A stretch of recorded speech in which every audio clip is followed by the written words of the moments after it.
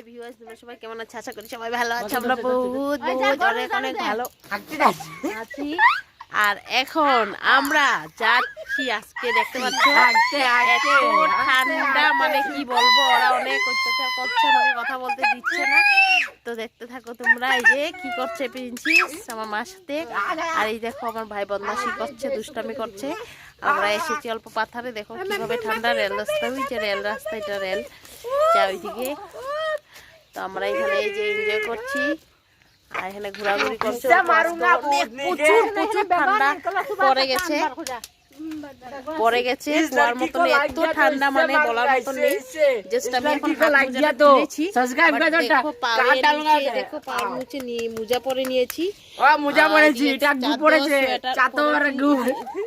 তারপরে এই যে ফালতু ছেলেরা যেভাবে কথা বলে, এই যে ছেলেটা, এই যে ছেলেটা দেখতে পাচ্ছ তোমাদের